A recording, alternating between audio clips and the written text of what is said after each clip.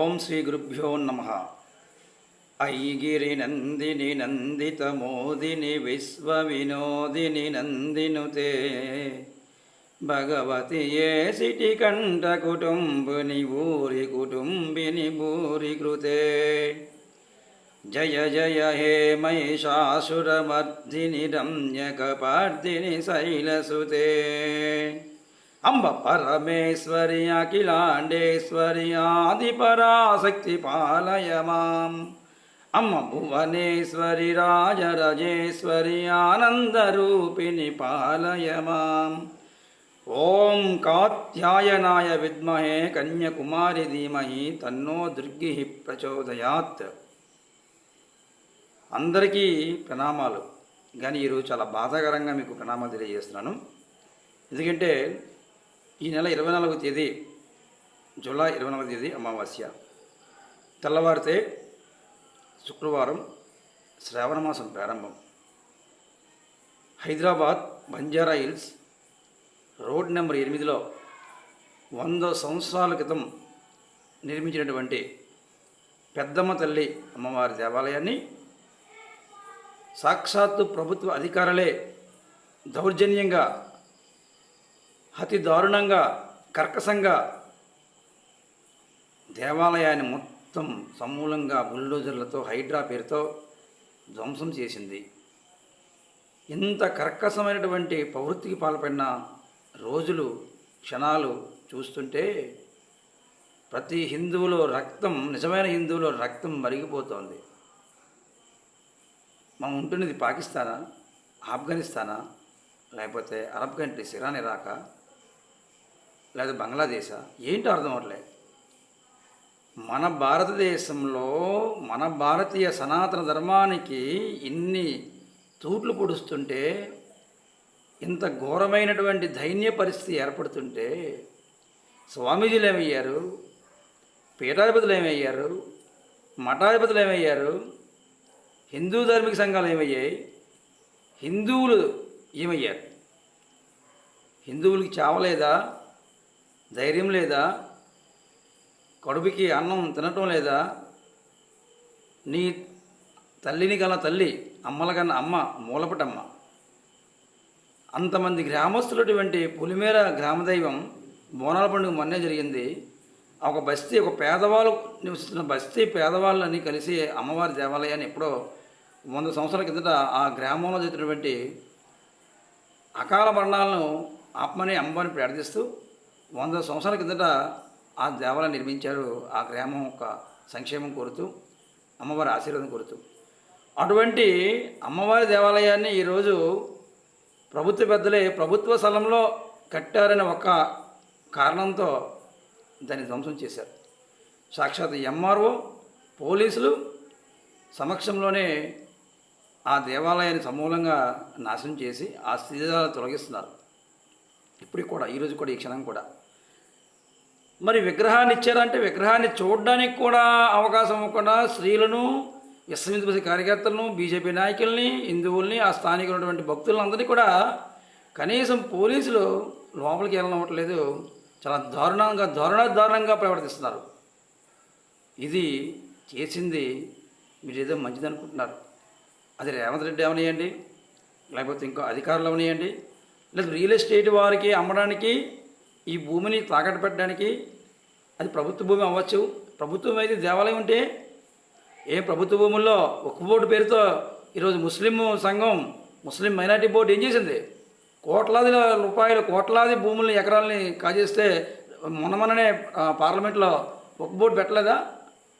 అలాంటప్పుడు హిందూ దేవాలయాల్ని ప్రభుత్వ భూమిలో నిర్మించారని ఒకే ఒక సాకుతో, కారణంతో సాక్షాత్తు ప్రభుత్వమే ఇందులో జోక్యం చేసుకుని, ప్రభుత్వమే హస్తంతో ప్రభుత్వమే ఈ యొక్క దారుణానికి పాల్పడితే మరి మసీదుల సంగతి ఏంటి? మసీదులు ఎన్ని ఎకరమే కట్టించారు, ఎన్ని దేవాలయాలు రగ్గొట్టి మసీదులు ఉన్నాయి. ఎన్నో కోకిలలో హైదరాబాద్లోనే రజాకాల ప్రభుత్వం, నవాబు పరిపాలన జరిగింది. ఎంతమంది హిందువులు విధ్వంసం చేశారు, రక్తపాతం చేయించారు. అలాంటి దారుణాలు అది ఎప్పుడో జరిగాయి. మళ్ళీ ఇప్పుడు దేవాలయాల పేరు జరుగుతున్నాయి, దేవాలయం మీద దౌర్జన్యం జరుగుతుంది, దాడులు జరుగుతున్నాయి. ఇది చూస్తూ ఊరుకుందామా? హిందువులకు చైతన్యం లేదా? హిందువులకి ముద్రితులు పోతున్నారా? హిందువులకి కనీసం చీమునెత్తులు లేదా అని నాకు చాలా ఆవేదనగా ఆక్రోశంగా మాట్లాడుతున్నాను. నా పేరు కల్కిబాబా దీక్షితులు, విశాఖ వ్యాసపీఠాధిపతి, సీనియర్ జర్నలిస్టు, ఆలయ ప్రధాన అర్చకులు. కాబట్టి దయచేసి ఈ ఉద్యమం ఉవ్వెత్తులు లేవాలి. ఉవ్వెత్తులు లేవిసి ప్రపంచానికి మనం ఆపరేషన్ సింధూర్ పేరుతో పెహల్గాం దాడితో ముస్లింలకు కుతంత్రాలు బయటపడినప్పుడు మన భారతదేశం నిర్వహించిన పాత్ర అమోఘమైనది. ప్రపంచం యావత్తు విస్తుపోయింది. నేను ఆ రోజు వీడియోలు తయారు చేశాను. అప్పటి నుంచి ఇప్పుడు వీడియోలు తయారు చేయలే. పెహల్గాం దాడి తర్వాత నేను చెప్పిన వీడియోలు జరిగాయి. ఏం జరిగాయి? పాకిస్తాన్లో ప్రళయాలు వస్తాయి. ఈరోజు జరుగుతుంది. వరదలతో మునిగిపోతున్నాయి. సింధు జలాలు ఆపేస్తే నీరు చుక్కరాదని చెప్పాను, ఆపేశారు. ఏప్రిల్ 22 దారుణం జరిగింది. ఏప్రిల్ 22 2025 నేను అప్పుడే ఇంటర్వ్యూ ఇచ్చాను, టీవీ చేశాను, యూట్యూబ్లో వీడియో పెట్టాను. ఆ తర్వాత వీడియో పెట్టలేదు, నాకు పబ్లిసిటీ కోసం కాదు. ధర్మం నిలబడాలి. సనాతన ధర్మం యొక్క గొప్పతనం కోసం ఎంతోమంది త్యాగదనులు, యోగులు, ఋషులు, సిద్ధాంతులు, నాగసాధువులు జన్మించినటువంటి పుణ్యభూమి, తపోభూమి, వేదభూమి, కర్మభూమి, యజ్ఞభూమి, దివ్యభూమి, స్వర్గభూమి ఈ భారతదేశం. అలాంటి భారతదేశంలో ఆంధ్ర రాష్ట్రం ఒకప్పుడు సంయుక్తంగా ఉన్నప్పుడు అన్నపూర్ణేశ్వరిగా పిలబడేది. అటువంటి అన్నపూర్ణేశ్వరి పిలబడే ఈ రాష్ట్రంలోని అమ్మవారికే దారుణం జరిగితే అమ్మవారు చూస్తూ ఊరుకుంటుందా? మీరు అనుకుంటున్నారు ముస్లింలు, క్రైస్తవులు ఈ దేశాన్ని పాడు చేయడానికి వచ్చినటువంటి ముస్లింలు, క్రైస్తవులకి ఎవరు చెప్తున్నాను. దానికి రాజకీయ నాయకులు సపోర్టు. రేవంత్ రెడ్డి గతంలోని ఇలాగే కేసీఆర్ 2017-18 సంవత్సరాల్లో దారుణాధరమైన విధ్వంసాలకు పాల్పడ్డాడు. హిందూ ధర్మానికి హాని చేశాడు. నేను చెప్పాను ప్రభుత్వ నెక్స్ట్ అధికారంలో ఉండమనేసి జ్యోతిష్ని చెప్పాను. చెప్పినట్టు పరమగురుల ఆశీర్వాదంతో అయినట్టు చేస్తాం. జ్యోతిష్ని చెప్పడం కదా అయినట్టు చేస్తాం. ఇప్పుడు కూడా చెప్తున్నాం. అక్కడ మమతా బెనర్జీ కలకత్తాలో మొన్న ఒక బోర్డు పేరుతో అలలు జరిగితే అతి దారుణంగా చాలామంది హిందువుల్ని శరణార్థులుగా తయారు చేసింది. ఇది రక్తపాతం చేసి దారుణంగా చంపేసింది. నెక్స్ట్ వచ్చే ఎన్నికల్లో అక్కడ పశ్చిమ బెంగాల్లో తృణమూల కాంగ్రెస్ తుడిచిపుట్టుకుపోతుందని ఆల్రెడీ వీడియో తయారు చేశాను. ఇప్పుడు రేవంత్ రెడ్డి గారు ఈ విషయంలో మీరు మళ్ళీ అదే స్థానంలో ఎక్కడైతే మీరు బంజారా హిల్స్ రోడ్ నెంబర్ 8 హైదరాబాద్లోని అమ్మవారి దేవాలయం ఎరగొట్టారో ఇంకా అది 80 గజాల నుంచి 100 గజాల దాకా ఉంటుందంట. అవసరమైతే ఇంకో 100 గజాల ప్లేసు స్థలం ఆ అమ్మవారి గుడికి ఇచ్చి కానుకగా ఇచ్చి నీ విద్యుత్ ధర్మాన్ని నిలబెట్టుకో. కాంగ్రెస్ పార్టీ అయినా, టీడీపీ అయినా, బీజేపీ అయినా, ఇంకేదే పార్టీ అయినా సరే దైవద్రోహం చేస్తే, ధర్మద్రోహం చేస్తే, దేశద్రోహం చేస్తే, సనాతన ధర్మానికి వివేకాంత కలిస్తే పరమ గురువులు చూస్తూ ఊరుకోరు. వాళ్ళు చేతకాని వారు కాదు. హిందువులైతే చేతకాని వారు అవుతారేమో కానీ ఋషి పరంపర ఏంటో, తపోశక్తి ఏంటో అలెగ్జాండర్ చూపించారు. కేవలం 16 మంది నాగసాధువులే మొత్తం వేలాది అగ్గిరవలతో, వేలాది మంత్రాలతో, వేలాది దర్భలతో ఆయుధాలుగా మారి, శస్త్రాలుగా మారి మొత్తం తుడిచిపెట్టిపోయింది. అంటే అది ఆ కాలం అనుకుంటున్నారు. ఈ కాలంలో శక్తులు లేవనుకుంటున్నారా మీరు? అమ్మవారి శక్తి చూపిస్తారు చూడండి. అమ్మవారు జోలికి వచ్చారు మీరు. తెలంగాణ తుడిచిపెట్టుకుపోతుంది. తెలంగాణలో త్వరలో ప్రకృతి ప్రళయాలు సంభవిస్తాయి. ఈ దారుణాలకు ఎవరు పాల్పడ్డారో వారు తునకలైపోతారు.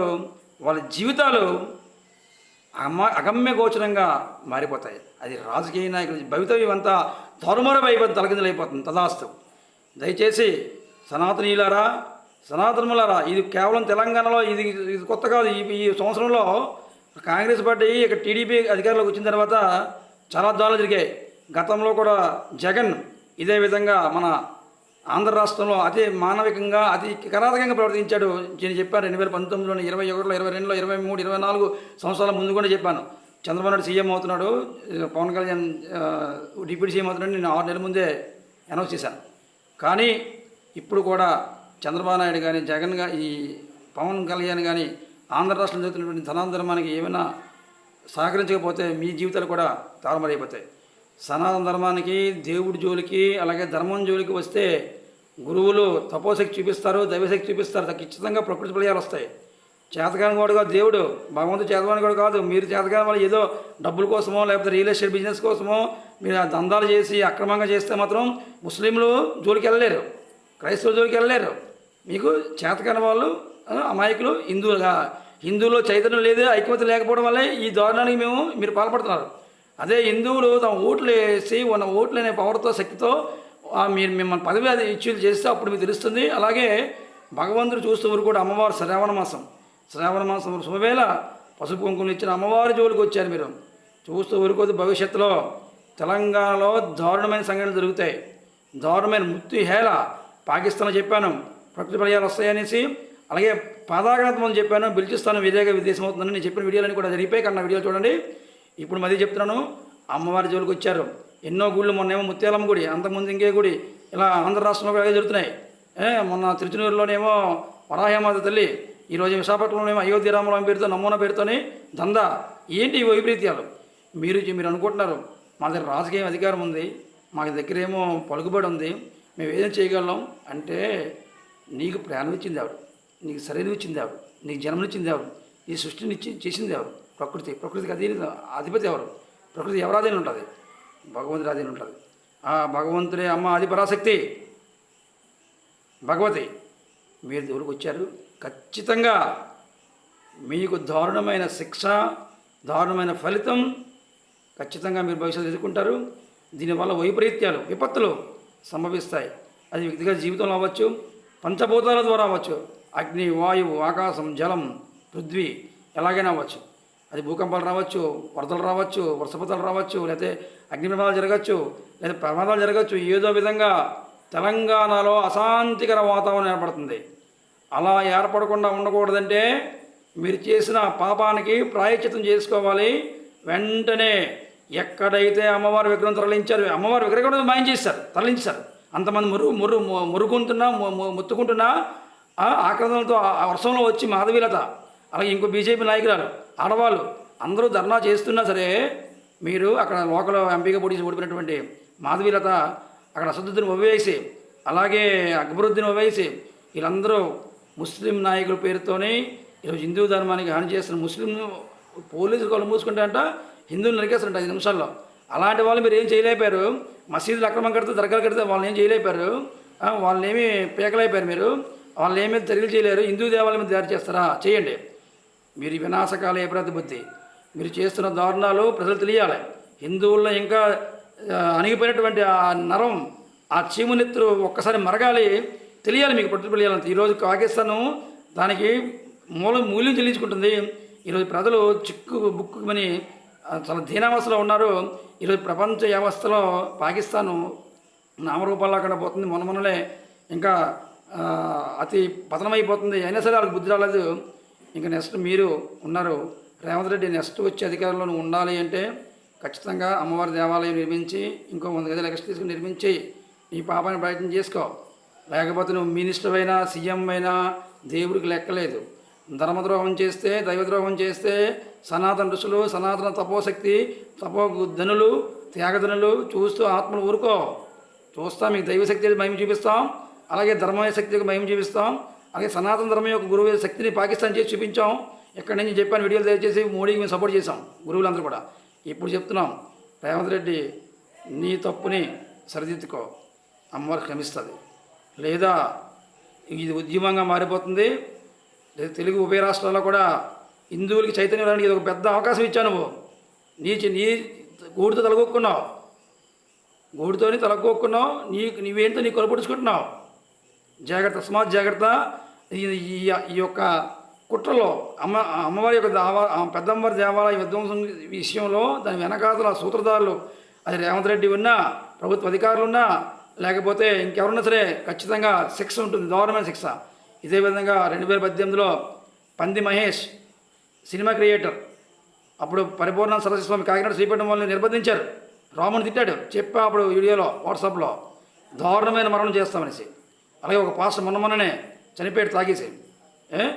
రాముడు జోహార్ రామ్ అని చెప్పి చేస్తున్న ఒక పాస్టర్ అజయ్ పాస్టర్, ఆడికి చెప్పాం. ఇంకా క్షమించేది లేదు. హిందువుల ధర్మం, హిందువుల ధర్మశక్తి, తపోశక్తి, ఋషుల యొక్క పరంపర ఏదో చూపిస్తాం. చూస్తూ దేవుడు ఊరుకోడు. ఇంకా టైం వచ్చింది. కాలభగవానుడు, కాలభైరవుడు వికృతి రూపం ధరిస్తాడు. ప్రకృతి ప్రళయ తాండవం చేస్తుంది. దాని యొక్క అగ్నిలో అందరూ కూడా ఆహుతి అయిపోవాల్సిందే. చూసుకోండి. అది కాకుండా ఆగాలి అంటే కరోనా వచ్చింది, శపించాం. కరోనా రావడానికి కారణం ఋషులే, శపించాం. మేము శపించి చెప్పాం ముందుకుండా. అలాగే సునామీ 2004లో సునామీ వచ్చింది, చెప్పాం. ఇలా ఎన్నో చరిత్రలు ఉన్నాయి, మేము చెప్పిన సాక్ష్యాలు ఉన్నాయి. అవన్నీ కూడా త్వరలో ఇంటర్వ్యూలు ఇస్తాను. ఖచ్చితంగా చెప్తున్నాం, హిందూ గురువుల యొక్క ప్రతినిధిగా, సనాతన తపోశక్తి యొక్క మహాత్ముల యొక్క పరమ గురువుల యొక్క ప్రతినిధిగా కల్కి బాబా దీక్షలు చెప్తున్నాడు, గుర్తుపెట్టుకోండి, మీరు చేసిన తప్పును క్షమించకపోతే, మీరు సరి చేసుకోకపోతే వచ్చే కాలంలో చాలా ఆందోళనకరమైన దైవ యొక్క మహిమను, దైవం యొక్క ఇచ్చే శిక్షను, ప్రకృతి విధించే కఠినార్గమైనటువంటి విపత్తులని మీరు చవి చూడాల్సి ఉంటుంది. తదాస్తు. పరమ గురుదేవతోభ్యో నమః. ఆదిపరాశక్తి దేవతోభ్యో నమః.